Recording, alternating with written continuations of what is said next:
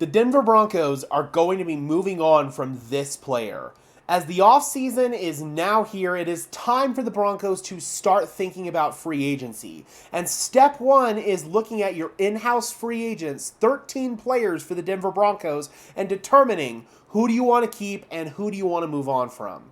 Well, it appears for one player, the decision has already been made. But before we talk about that, guys, I want to tell you about the affiliate partner for today's video, Green Gridiron Helmets. Use code DENSYN, DENSYN, link in the description below to save off your first purchase on authentic NFL helmets, from small replicas like this one to full-size helmets. Again, that is code DENSYN, DENSYN, link in the description below to save off your first purchase from Green Gridiron Helmets. Thank you so much to them, and now back to your regularly scheduled content. I want to bring in this article from Chris Thomason of the Denver Gazette talking about each individual position group for the Denver Broncos and what changes that the team could look to make. I want to focus on the running back position in particular, and one nugget that Thomason dropped, and let's just be honest here, it's not much of a surprise. He said that it is not expected Javonte Williams will be re-signed with the team. We all knew that the Broncos were not going to be heavily invested in bringing Javonte Williams back, maybe on a vet minimum deal, but Javonte is hoping to get better money on the open market. He just is not the same player that he once was before he suffered that devastating knee injury, and Thomason said basically the same thing in this article. While he was Denver's leading rusher with 513 yards, he had his share of struggles, and he is not the same player he once was before suffering that injury. Jaleel McLaughlin will be back and is an effective reserve, but the Broncos will likely look for a potential starter in free agency or the draft. Audric Estime will need to show more than he did as a rookie to have a real shot to start.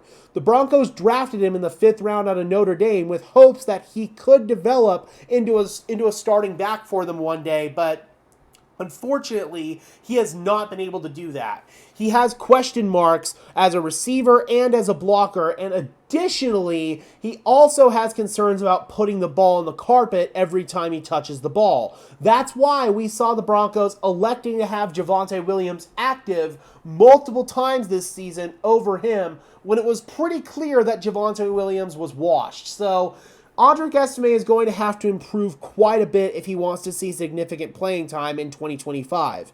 Tyler Bidet or Blake Watson likely would need a big preseason to make the 53-man roster. It seems that both of those guys are probably duking it out for a practice squad role, obviously depending on who the Broncos bring in at that position.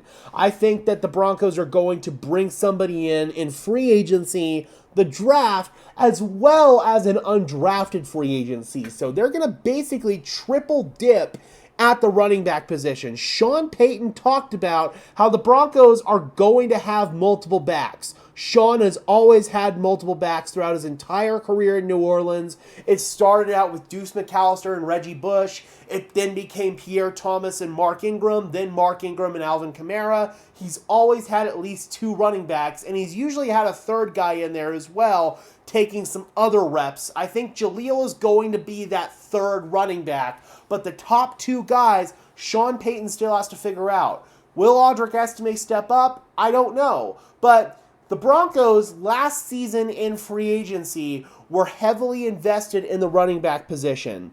They wanted to sign Josh Jacobs. They had heavy conversations with Josh Jacobs about potentially signing him, and Josh Jacobs said that Denver was probably going to be number 2 on his list, but he felt that the Packers gave him a better chance to win a championship. Funny enough, both the Packers and the Broncos were eliminated in the wild card round, so it was kind of a wash at the end of the day. I would expect the Broncos to be in position to maybe bring in another high-name running back in free agency. Najee Harris is the guy that I've talked about before on the channel. I think that his power running would be a great fit for Sean Payton. I think he would give him sort of that Mark Ingram. We'd still have to figure out who the Alvin Kamara is going to be, but I think that Mark Ingram, that role could be filled by a guy like Najee Harris.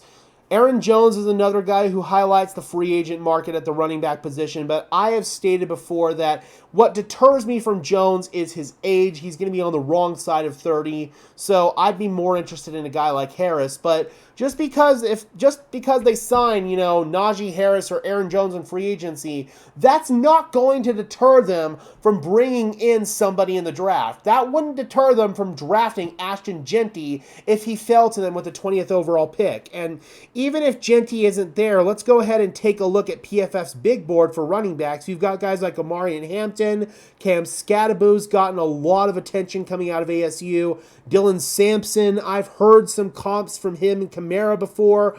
I don't necessarily think that Sean Payton is going to draft a running back high unless it is Ashton Jeanty. So maybe somebody in that second, third round area. Dylan Sampson could make sense. Caleb Johnson, Travion Henderson out of Ohio State. Devin Neal is another guy that I've heard that could fit well in a Sean Payton scheme. I haven't scouted any of these guys yet. My scouting is going to officially start on my trip down to the Shrine Bowl, where I'm going to get a look at a lot of guys in person. Quinshon Judkins, that's another guy.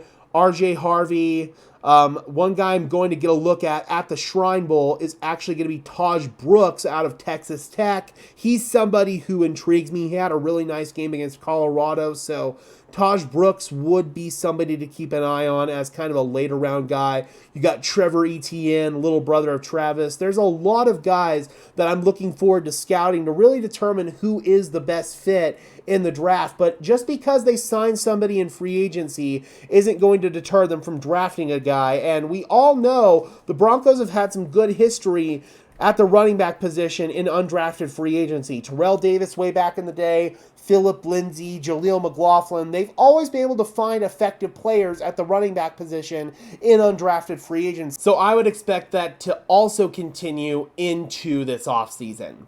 I am curious, Broncos country, what would be your ideal scenario at the running back position in terms of a guy they would bring in free agency, the draft, and an undrafted free agency? Drop those comments down below, guys, and let me know your thoughts as always. Be sure to leave a like on this video as well as subscribe and ring the bell so these videos appear in your notification feed. I would really appreciate it, guys. Those are both free and easy ways to show your support. It helps tell YouTube's algorithm to push us out, and it helps us get seen by more and more members of Broncos country just like you and me.